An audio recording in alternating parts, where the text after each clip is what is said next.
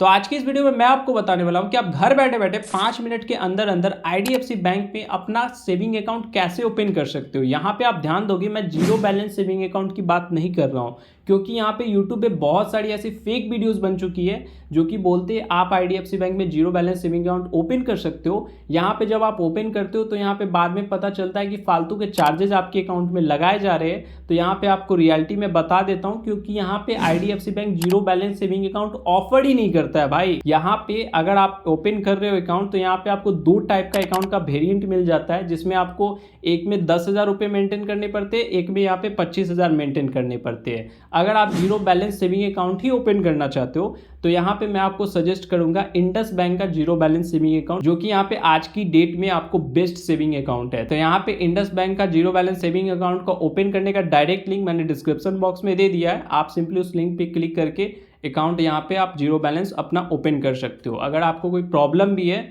यहाँ पे वीडियो भी मैंने ऑलरेडी बना रखी है, आई बटन और डिस्क्रिप्शन बॉक्स में भी वीडियो का लिंक मैंने दे दिया है। उस लिंक पे क्लिक करके सिंपली आप वीडियो को देख सकते हो। अब आते हैं हम अपने मेन टॉपिक के ऊपर। तो यहाँ पे आईडीएफसी बैंक यहाँ पे दो टाइप का अकाउंट ऑफर करता है, मैंने आपको बता दिया। एक में आपको 10,000 मेंटेन करना है, एक में 25,000। अब देखो अकाउंट ओपनिंग का जो प्रोसेस है ना, वो मैं आपको लाइव स्टेप बाय स्टेप करके दिखाऊंगा। वो 5 मिनट का प्रोसेस है, मैं आपको दिखा दूंगा, बट वो हम देखेंगे वीडियो के एंड में, ठीक है। बिकॉज सबसे पहले आपको ये जानना जरूरी है कि जिस बैंक में आप अकाउंट ओपन करवा रहे हो वहां पे उसके फीचर्स क्या है। सबसे पहले ये तो क्लियर होना चाहिए ना, तब तो आप डिसाइड कर पाओगे कि यहाँ पे आपको अकाउंट ओपन करना भी है या फिर नहीं करना है। क्योंकि आईडीएफसी की साइट पे आप जाते हो ना, तो यहाँ पे बड़े बड़े अक्षरों में लिखा रहता है कि 7.25% का रेट ऑफ इंटरेस्ट आपके सेविंग अकाउंट के ऊपर, यानी कि आप सेविंग अकाउंट में जो पैसे रखते हो उस पे 7.25% का इंटरेस्ट मिलता है। तो क्या सच में यहाँ पे आपको इतना इंटरेस्ट दिया जाता है या फिर रियलिटी कुछ और ही है? देखो यहाँ पे एक चीज यहाँ पे ये भी दावा करती है कि जितने भी बैंकिंग सर्विसेज है यहाँ पे आपको कोई भी चार्जेस देने की जरूरत नहीं है। यानी कि मान लो आपका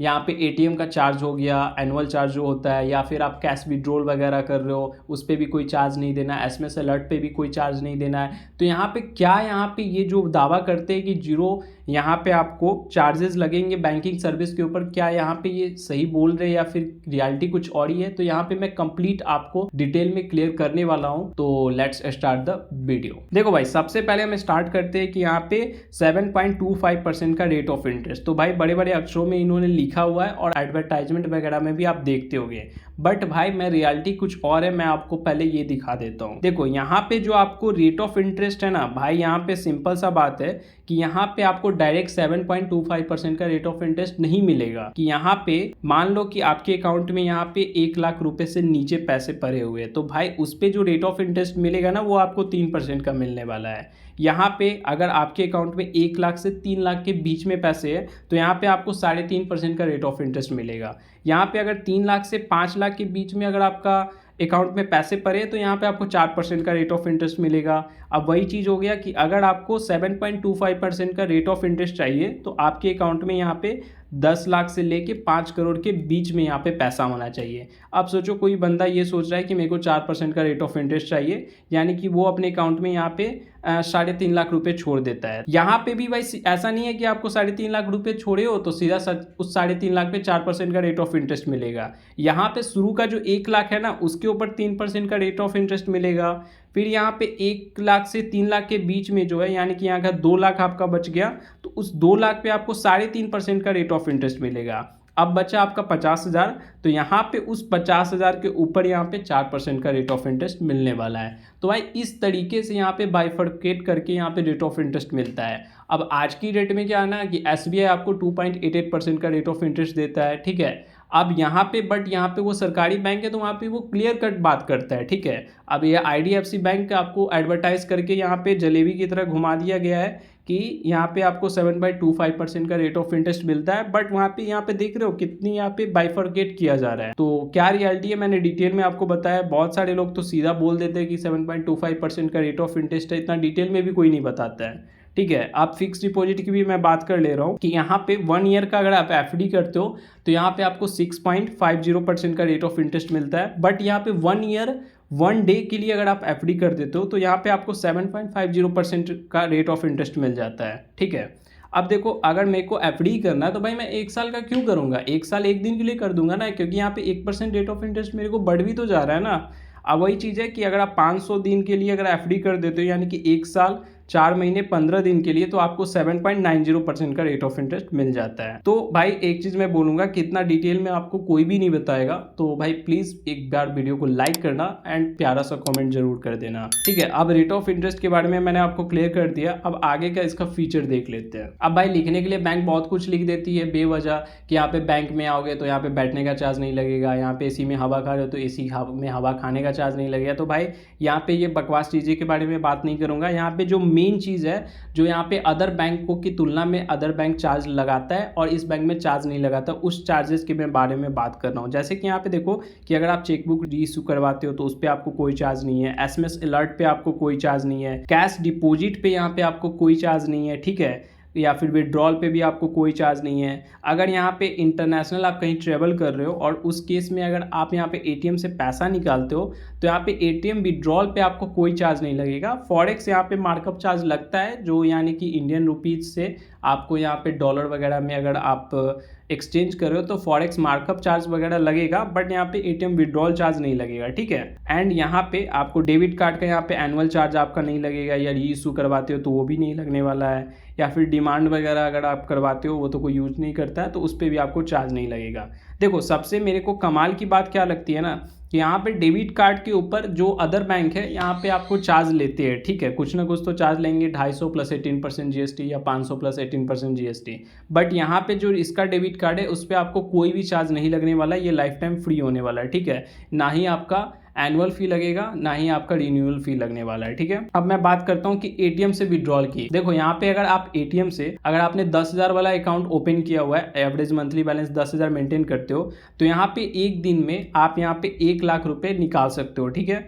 अगर आपने यहाँ पे 25,000 वाला अकाउंट में सिलेक्ट किया है तो यहाँ पे आप एक दिन में 2 लाख रुपए एटीएम से विड्रॉल कर सकते हो। एंड यहाँ पे सबसे खास बात मेरे को लगती है ना, कि यहाँ पे कोई लिमिट नहीं है, कि जैसे कि एसबीआई में लिमिट है कि 5 बार आप फ्री में मंथ में निकाल सकते हो, उसके बाद अगर आप निकालते हो तो 21 रुपये यहाँ पे आपको चार्ज देना पड़ेगा। बट यहाँ पे आप 10 बार निकालो, 50 बार निकालो या 100 बार निकालो, कोई भी यहाँ पे आपको चार्ज देने की जरूरत नहीं है। चाहे आप आईडीएफसी बैंक के एटीएम में निकालो या फिर किसी अदर बैंक के एटीएम में निकालो, कोई भी आपको चार्ज नहीं देना पड़ेगा, ठीक है। तो कैश विड्रॉल का भी आपको कोई चार्ज नहीं लगता है, या फिर कैश बैंक में जाके डिपॉजिट भी करते हो तब भी यहाँ पे कोई चार्ज आपको नहीं लगता है, ठीक है। क्योंकि यहाँ पे अदर बैंक में ऐसा है कि अगर आप यहाँ पे 1 लाख रुपए क्रॉस कर देते हो तो यहाँ पे आपको 400 रुपये पेनाल्टी लग जाती है, यानी कि चार्ज के ऊपर बैंक लेती है। बट आईडीएफसी बैंक में ऐसा है कि आपका होम ब्रांच हो या नॉन होम ब्रांच हो, कहीं भी हो, आप कितना भी कैश डिपॉजिट भी कर रहे हो तब भी आपको कोई चार्ज देने की जरूरत नहीं है। तो ये सबसे मेरे को खास बात लगती है इस बैंक की, ठीक है। देखो यहाँ पे आप कंफ्यूजन क्या जाता है कि आपको 2 वेरिएंट का अकाउंट मिलता है, एक 10,000 वाला, एक 25,000 वाला। तो इसमें दोनों में से आपको कौन सा अकाउंट चूज करना चाहिए, तो मेरी सजेशन लोगे तो भाई आप सिंपली 10,000 वाला अकाउंट चूज कर लेना, क्योंकि यहाँ पे आपको फीचर वही मिलेंगे। 25,000 वाले में उतना कुछ खास बेनिफिट नहीं है। बाकी यहाँ पे स्क्रीन पे मैंने लगा दिया है, आप देख सकते हो। 25,000 वाला आप नहीं ही चूज़ करो तो ज़्यादा बेटर है, 10,000 वाला सिंपली आप ओपन कर लेना, ठीक है। अब यहाँ पे अकाउंट ओपनिंग का मैं प्रोसेस आपको बता दे रहा हूँ। तो यहाँ पे अकाउंट ओपनिंग का डायरेक्ट लिंक मैंने आपको डिस्क्रिप्शन बॉक्स में दे दिया है। सिंपली आप उस लिंक पे क्लिक करोगे एंड कुछ इस टाइप का इंटरफेस खुल के आ जाएगा आपके सामने। आप चलो मैं आपको मोबाइल के स्क्रीन पे ले चलता हूँ, आगे का प्रोसीजर बताता हूँ। आपको यहाँ पे अपना मोबाइल नंबर डालना है। मोबाइल नंबर आप वही डालोगे जो आपके आधार कार्ड से लिंक होगा, ठीक है। उसके बाद यहाँ पे आपको अपना डेट ऑफ बर्थ डाल देना है। उसके बाद यहाँ पे आपको अपनी पर्सनल ईमेल आईडी डालनी है। फिर यहाँ पे आपको अपना पैन नंबर डाल देना है। उसके बाद यहाँ पे आप अपना आधार नंबर डाल दोगे। देखो डिटेल्स फिलअप करने के बाद सिंपली यहाँ पे सेंड ओटीपी पे क्लिक कर देना है आपको। उसके बाद यहाँ पे आपके मोबाइल नंबर पे ओटीपी सेंड कर दिया जाएगा। तो यहाँ पे सिंपली आपको ओटीपी को डाल के यहाँ वेरीफाई आधार पे क्लिक करना है। देखो ओटीपी डालने के बाद यहाँ पे आपके आधार कार्ड से एड्रेस फेच कर लिया जाएगा। अब एक चीज मैं आपको क्लियर कर दूं, यहाँ पे जो आपका आधार कार्ड का जो एड्रेस हो गया ना, यहाँ पे वो आपका परमानेंट एड्रेस हो गया। मान लो कि आपका आधार कार्ड पे एड्रेस बिहार का है, आप करेंटली रह रहे हो दिल्ली में, ठीक है। तो दिल्ली वाला जो एड्रेस हो गया वो आपका कम्युनिकेशन एड्रेस हो गया, ठीक है। अब यहाँ पे पूछा जा रहा है आपसे, जो आपका कम्युनिकेशन एड्रेस है वो सेम है आधार के एड्रेस से।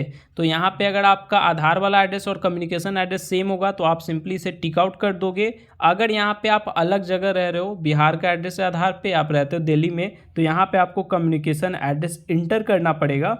जैसे पहले आप यहाँ पे अपना पिन कोड इंटर कर दोगे, फिर यहाँ पे एड्रेस लाइन 1 फिलअप करोगे, फिर एड्रेस लाइन 2 फिलअप करोगे, लैंडमार्क वगैरह डाल दोगे, ठीक है। इतना डिटेल्स आपको फिलअप कर देना है। अब देखो, अब यहाँ पे आपको प्रोफेशनल डिटेल्स बतानी होगी कि यहाँ पे आप क्या काम करते हो। तो यहाँ पे ऑक्यूपेशन आपको सिलेक्ट करना है कि यहाँ पे आप सैलरीड हो या खुद का बिजनेस है या आप खुद का यहाँ पे प्रोफेशनल कुछ वर्क करते हो। तो यहाँ पे आपको अपने अकॉर्डिंग यहाँ पे सिलेक्ट कर लेना है। यहाँ पे आपको सोर्स ऑफ इनकम फिर सिलेक्ट करना है कि यहाँ पे जो आपका इनकम है कहाँ से आ रहा है। जैसे कि हमने यहाँ पे प्रोफेशनल सिलेक्ट किया तो हमारा प्रोफेशनल आ गया। यहाँ पे अगर आप सैलरीड सिलेक्ट करोगे तो यहाँ पे सैलरी इनकम होगी, ठीक है। देखो यहाँ पे आपको अपना एनुअल इनकम बताना है कि सालाना आप कितना कमा लेते हो, तो वो इनकम आप यहाँ पे मेंशन कर दोगे, ठीक है। उसके बाद अपनी मदर्स का फुल नेम आप यहाँ पे एंटर करोगे। अब देखो, अब यहाँ पे आपको दो टाइप का अकाउंट का वेरिएंट शो कर रहा है। एक हमारे यहाँ पे एवरेज मंथली बैलेंस 10,000 मेंटेन करने के लिए बोला जा रहा है, एक हमारे यहाँ 25,000 वाला है। तो यहाँ पे दोनों में कंपैरिजन करके बताया गया है कि यहाँ पे दोनों में क्या आपको बेनिफिट मिल जाता है। जैसे कि 25,000 वाला में हमारा यहाँ पे पर क्वार्टर आपको एक डोमेस्टिक एयर लाउंज एक्सेस मिल जाता है, ठीक है। उसके बाद यहाँ पे आपको कितना भी एटीएम से आप विड्रॉल वगैरह करो, कोई आपको यहाँ पे चार्ज देने की ज़रूरत नहीं है। उसके बाद यहाँ पे आप कंपैरिजन देख सकते हो कि यहाँ पे परचेज प्रोटेक्शन है, कुछ डिफरेंस है। डेली परचेज लिमिट का भी यहाँ पे 4 लाख का शो कर रहा है, यहाँ पे 6 लाख का है, ठीक है। तो यहाँ पे आपको अपने अकॉर्डिंग सिलेक्ट कर लेना है कि किस वेरिएंट का आप अकाउंट खोलना चाहते हो। बाकी अभी के लिए हम 10,000 वाला जो अकाउंट है वही खोलेंगे, ठीक है। तो यहाँ पे ये ऑप्शन हमने सिलेक्ट कर लिया। अब यहाँ पे आपसे पूछा जा रहा है कि आप किसी को अपना नॉमिनी बनाना चाहते हो। तो यहाँ पे अगर आप नहीं बनाना चाहते हो तो सिंपली नो पे क्लिक करोगे। बाकी मैं बता रहा हूँ यहाँ पे आपको नॉमिनी कैसे बताना है। तो यहाँ पे जिसे नॉमिनी बनाना चाहते हो यहाँ पे सिंपली यस ऐड नॉमिनी पे क्लिक करोगे। पहले आप नॉमिनी का मतलब समझ लो कि अगर आपको कभी कुछ हो जाता है तो उस केस में आपके अकाउंट में जितने भी पैसे हैं ना, तो जिसे भी आप नॉमिनी बनाए होगे वो पैसे उस नॉमिनी को दे दिया जाएगा, ठीक है। तो यहाँ पे पहले तो यहाँ पे आपको नॉमिनी का फुल नेम इंटर करना है। फिर यहाँ पे रिलेशनशिप बताना है कि वो नॉमिनी आपका क्या लगेगा, भाई है, बहन है, मम्मी है, पापा है। तो जो भी रिलेशन है नॉमिनी के साथ वो आप यहाँ पे सिलेक्ट कर लोगे। उसके बाद यहाँ पे आप नॉमिनी का डेट ऑफ बर्थ आपको इंटर करना है। ध्यान रखना, नेम, डेट ऑफ बर्थ ये नॉमिनी का यहाँ पे डॉक्यूमेंट के साथ मैच करना चाहिए। उनके आधार या पैन जो भी है उसके साथ मैच करना चाहिए, ठीक है। स्पेलिंग मिस्टेक वगैरह मत करना। अब देखो यहाँ पे आपसे नॉमिनी का एड्रेस पूछा जाएगा। तो यहाँ पे नॉमिनी का एड्रेस पूछा जा रहा है कि जो आपके आधार कार्ड पे एड्रेस है वही सेम नॉमिनी का एड्रेस है। तो यहाँ पे सेम होगा तो आप सेम सिलेक्ट करने दोगे, वरना यहाँ पे अदर एड्रेस पे क्लिक करके यहाँ पे आप उनका न्यू एड्रेस यहाँ पे फिलअप कर सकते हो, ठीक है। अब आपको यहाँ पे कुछ नहीं करना, यहाँ पे आपको सिंपली टिक आउट कर देना है and proceed to open account पे क्लिक करना है। देखो अब यहाँ पे आपको पेमेंट करने के लिए बोला जा रहा है। तो यहाँ पे आपको 10,000 अपने अकाउंट में ऐड करने होंगे, तब जाके हमारा ये अकाउंट ओपन होगा। तो देखो 10,000 यहाँ पे आपको पेमेंट करना है। तो यहाँ पे बहुत सारे ऑप्शन दिख रहे हैं, यूपीआई के थ्रू भी आप पेमेंट कर सकते हो। तो यहाँ पे आप गूगल पे, फोन पे, पेटीएम जो भी यूज करते हो सिंपली वो ऑप्शन यहाँ पे सिलेक्ट करोगे। जैसे कि हम यहाँ पे फोन पे सिलेक्ट कर रहे हैं तो हमें यहाँ पे फोन पे के एप्लीकेशन पे यहाँ पे रीडायरेक्ट कर दिया जाएगा। देखो सिंपली यहाँ पे फोन पे के एप्लीकेशन पे आपको रीडायरेक्ट कर दिया जाएगा। उसके बाद सिंपली आप यहाँ पे अपना यहाँ पे आपको पेमेंट कर देना है यूपीआई पिन वगैरह डाल के, ठीक है। यहाँ पे जैसे ही आप पेमेंट सक्सेसफुल कर देते हो यहाँ पे आपका अकाउंट सक्सेसफुली ओपन हो जाएगा। यहाँ पे आपको ऊपर में अकाउंट नंबर, आपका आईएफएससी कोड लिख के आ जाएगा, ठीक है। अब यहाँ पे ध्यान दोगे कि यहाँ पे आपका अकाउंट अभी ओपन हो चुका है, बट यहाँ पे फुल्ली यहाँ पे ओपन नहीं हुआ है क्योंकि यहाँ पे अभी आपको केवाईसी करना बाकी है। तो देखो यहाँ पे आपको नीचे में वीडियो केवाईसी का ऑप्शन दिख रहा है। तो सिंपली यहाँ पे स्टार्ट वीडियो केवाईसी नाउ पे क्लिक करोगे। अब एक चीज़ ध्यान रखोगे कि आप यहाँ पे अपना ओरिजिनल पैन कार्ड ले लोगे, एक वाइट ब्लैंक पेपर ले लोगे एंड एक पेन ले लोगे, ठीक है। अब यहाँ पे आईडीएफसी बैंक का एजेंट आपसे कनेक्ट हो जाएगा एंड सिंपली यहाँ पे आपको अपना ओरिजिनल पैन कार्ड दिखाने को बोला जाएगा। उसके बाद यहाँ पे आपसे सिग्नेचर आपको करने को बोलेगा, उस दोनों का यहाँ पे फोटो लेगा एंड देन कुछ क्वेश्चन वगैरह पूछेगा, देन आपका वीडियो केवाईसी सक्सेसफुल यहाँ पे हो जाएगा। अब आपको कुछ नहीं करना, यहाँ पे आपका अकाउंट सक्सेसफुली हो चुका है एंड यहाँ पे डेबिट कार्ड और चेकबुक वगैरह जो भी इसका वेलकम किट है आपके यहाँ कम्युनिकेशन एड्रेस पे भेज दिया जाएगा एंड एक सप्ताह के अंदर अंदर सारा कुछ आ जाएगा। तो मैंने कंप्लीट प्रोसेस बता दिया। तो गाइस वीडियो पसंद आई हो तो वीडियो को लाइक करना, चैनल पर नए हो तो सब्सक्राइब करना। मिलते हैं नेक्स्ट वीडियो में।